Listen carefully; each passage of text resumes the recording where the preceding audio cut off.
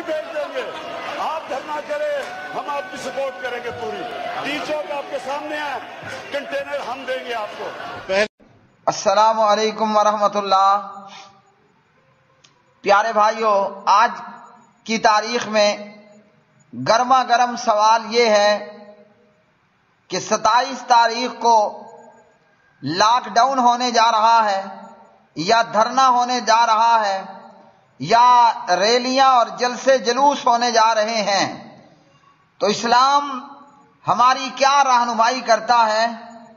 اس مسئلے کے اندر کہ آیا راستوں کو بند کرنا، آیا لاک ڈاؤن کرنا اسلام اس کی اجازت دیتا ہے؟ تو اس تعلق سے ہم پیارے نبی علیہ الصلوۃ والسلام کی احادیث کو دیکھیں گے۔ اور یاد رکھیے 27 تاریخ کا یہ دھرنا ہو، جلسے ہو، جلوس ہوں، ریلیاں ہوں، اور آگے جا کر یہ باقاعدہ دھرنے اور لاک ڈاؤن کی شکل اختیار کرے، اس تمام کا گناہ وزیر اعظم پاکستان عمران احمد خان نیازی کے سر پر ہے۔ وہ اس طرح کہ ہم سوشل میڈیا کے تھرو یہ بات ہر دیکھنے اور سننے والا جانتا ہے کہ وزیر اعظم پاکستان عمران احمد خان نیازی صاحب نے اسمبلی میں کھڑے ہو کر یہ بات علانیہ کہی کہ ہم دھرنا جو دینا چاہتا ہے وہ دے، اسے ہم کنٹینر بھی فراہم کریں گے اور خوراک اور قیام طعام بھی فراہم کیا جائے گا۔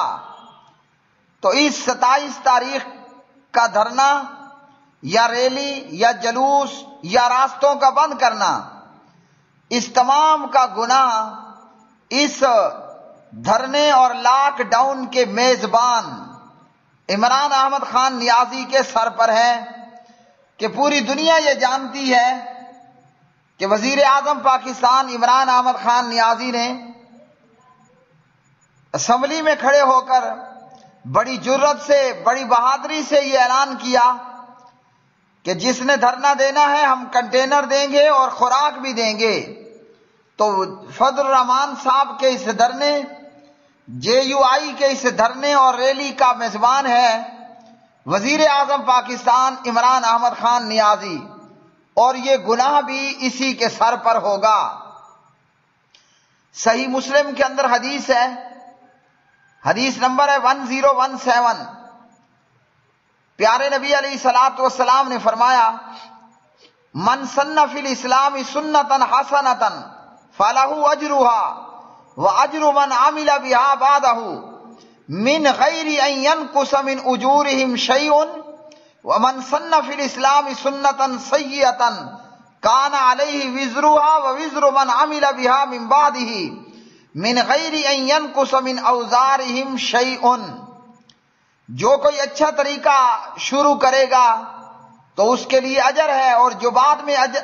بعد میں اس اچھے طریقے پر عمل کرے گا اسے بھی اجر ملے گا، اور شروع کرنے والوں کے اجر میں کوئی کمی کٹوتی نہیں ہوگی وغیرہ ذالک۔ اور جس کسی نے برا طریقہ یہ ایجاد کیا تو اس کا گناہ اس کے سر پر ہے، اور جو بعد میں اس پر عمل کریں گے گندے اور برے طریقے پر، وہ بھی اس کی شروعات کرنے والے کے سر پر ہی ہوگا۔ تو یہ دھرنے اور یہ ریلیاں اور یہ جناب لاک ڈاؤن اور یہ ڈی چوک کو اور اسلام آباد کو اور پورے ملک کو جام کرنا، اس تمام کا ملبہ وزیر اعظم عمران احمد خان نیازی صاحب پر ہے کہ انہوں نے اسمبلی کی سیٹ پہ کھڑے ہو کر یہ اعلان کیا ہم کنٹینر بھی دیں گے اور خوراک بھی مہیا کریں گے۔ بریکٹ میں یہ یاد رکھیے، یہ اور بات ہے کہ اب وہ اپنی بات سے پھر چکے ہیں اور اپوزیشن کو مذاکرات کی دعوت دے رہے ہیں، جو کہ تاحال مسلسل اپوزیشن اسے مسترد کرتی ہوئی نظر آ رہی ہے۔ اسی طرح آج 23 تاریخ ہے، لیکن راستوں کا بند کرنا، گاڑیوں کا بند کرنا، یہ سلسلہ شروع ہو چکا ہے اور پکڑ دھکڑ بھی وہ شروع ہو چکی ہے، وہ چاہے اپوزیشن کے ارکان ہوں یا ان کے حمایت دار ہوں۔ یہ دھرنوں اور یہ اس قسم کی سیاست کا آغاز عمران احمد خان نیازی نے کیا لاک ڈاؤن کی صورت میں، وہ چاہے جلاؤ گراؤ ہو، وہ مار دھاڑ ہو، وہ عمران خان کے جلسے میں ناچ گانا ہو، یا وہ بیچارے غریب پولیس والوں کی ہڈی پسلی کا توڑنا ہو۔ اس تمام کا گناہ ملک کے وزیر اعظم عمران احمد خان نیازی صاحب کے کندھوں پر ہے۔ جے یو آئی اگر آج یہ کام کر رہی ہے تو یہ راستہ دکھانے والی سرکار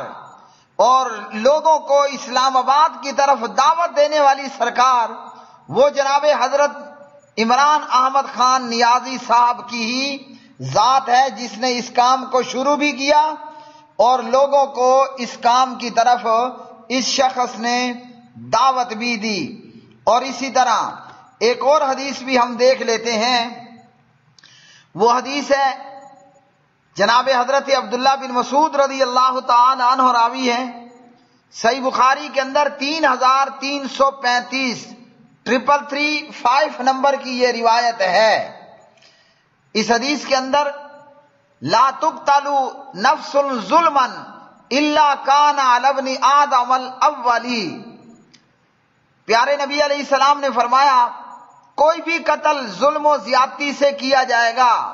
کسی بھی بے گناہ کا قتل کیا جائے گا تو اس کا گناہ آدم کے بیٹے پر بھی ضرور ہوگا جس نے قتل ناجائز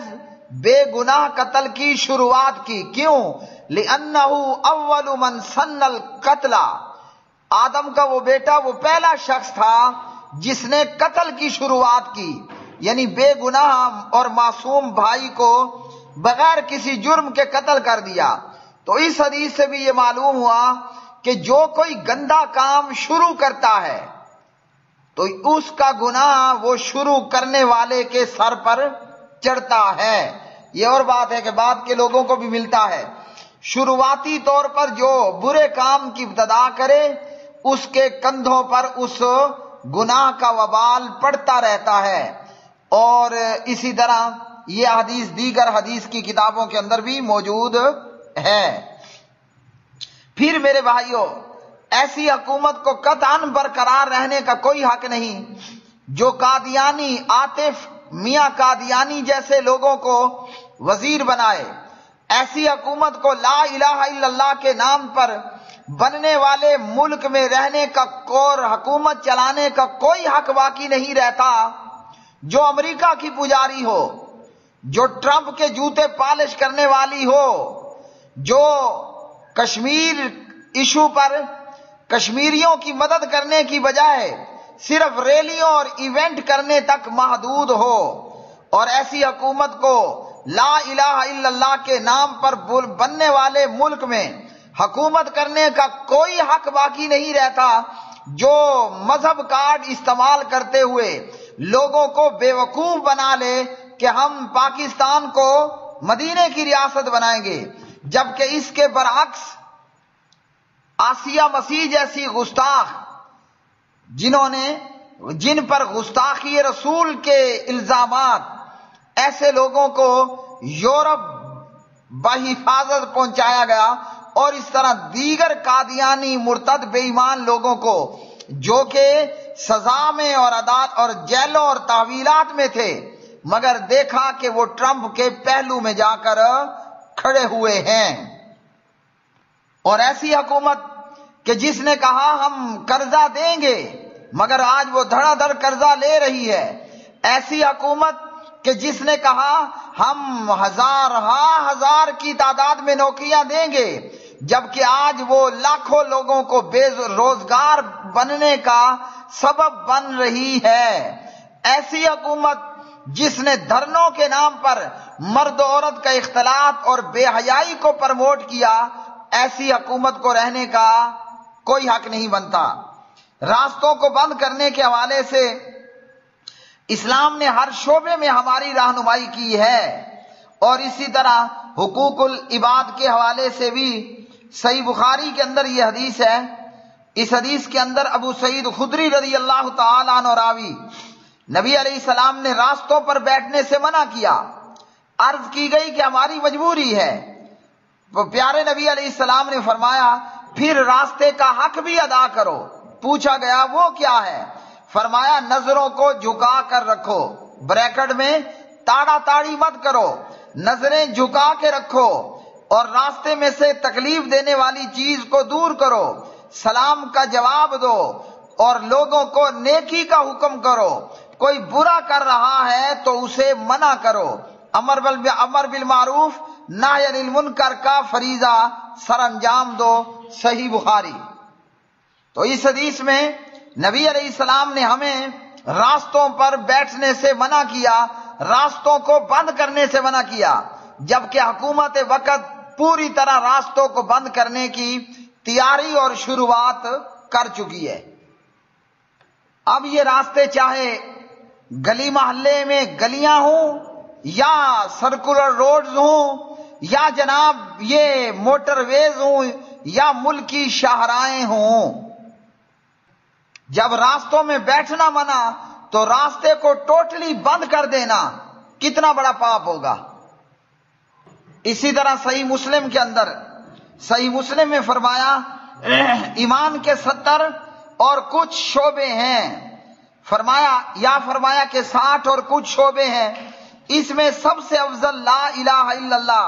اور سب سے ادنا راستے سے تکلیف دہ چیز کو دور کر دینا، اور حیا ایمان کا حصہ ہے۔ راستے میں کوئی کانٹا پڑا ہے، کوئی روڑا وٹا پڑا ہے، آپ اسے دور ہٹا دیں۔ یہ کیا ہے؟ فرمایا کہ ایمان کے 70 یا 60 اور کچھ شعبے ہیں۔ تو جب راستے سے روڑا وٹا کانٹا جھاڑی اٹھا دینے کا حکم ہے تو راستے میں کنٹینر لگا کر راستہ بند کر دینا کتنا بڑا پاپ ہوگا، اور یہ پاپ ملک کی حکومت کے سر پر ہے۔ اسی طرح ایک شخص وہ راستے سے گزر رہا تھا تو راستے میں موجود کانٹے کو پرے ہٹا دیا، اس پر اسے بخش دیا گیا۔ صحیح بخاری۔ اب کانٹے اٹھانے پر بخشش ہے تو کنٹینر لگا دینے پر کتنا بڑا پاپ اور گناہ پڑتا ہوگا۔ اور اسی طرح صحیح بخاری میں حضرت ابو ہریرہ رضی اللہ تعالی عنہ کی روایت میں انسان کے ہر جوڑ پر صدقہ ہے، راستے سے تکلیف دہ چیز کو ہٹا دینا بھی صدقہ، تو تکلیف دینے والی چیز کو ہٹانا صدقہ اور کنٹینر لگانا کیا ہوگا؟ گناہ ہی ہوگا نا۔ اس لیے اس ساری خرابی کا گناہ اور ذمہ داری وہ وزیر اعظم اور پی ٹی آئی کے کندھوں پر ہے، اور جناب حضرت مولانا فضل الرحمان صاحب حافظہ اللہ کو بھی چاہیے اور جے یو آئی کے کارکنان پر بھی اور محبان پر بھی یہ ضروری ہے کہ وہ ایسا کوئی کام نہ ہونے دیں اور نہ کریں جس سے وہ ان احادیث کی زد میں آئیں، ورنہ